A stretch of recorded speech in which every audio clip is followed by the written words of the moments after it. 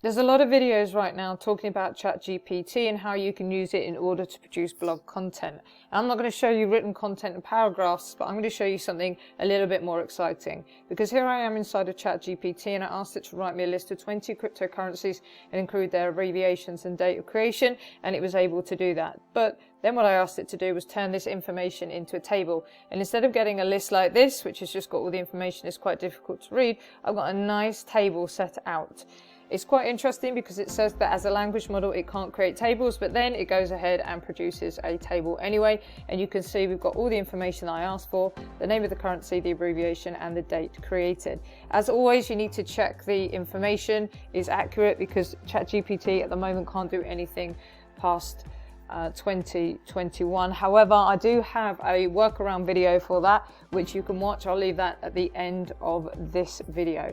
Then what I asked it to do, here's a prime example of ChatGPT not being able to source modern information. I asked it to compare the iPhone 12, 13 and 13 mini and Pro, and it said they couldn't do it because they haven't been released yet, which we all know is ridiculous because they have been released. So what I did instead was I went back in time and I asked for a comparison of the XR, XS and the iPhone 11 that were released in 2021. I wanted a comparison of battery life, screen size, processor, screen quality and dimensions, and ChatGPT was able to do all of that for me. Once it gave me all the information again, I asked it to summarize this information into a table. It told me it couldn't do it, and then, well, it went away and it did it anyway. And you can see here is the information.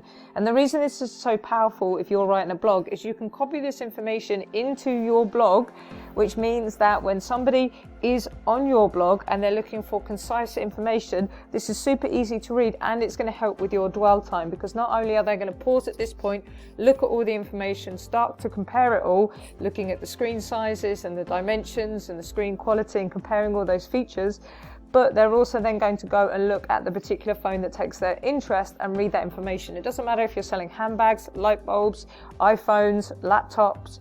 It doesn't matter if you're comparing any kind of product or service. You can create a table like this on ChatGPT. Then what I asked it to do was a really, really cool trick, which I asked for 10 LFL football teams, including name, location, mascot, and website URL. And I absolutely love the fact that I can get website URLs from ChatGPT. Gives me the full list, and then once again I asked it to organize the information into a table. It tells me it can't, and then, yeah, you guessed it, it actually did it.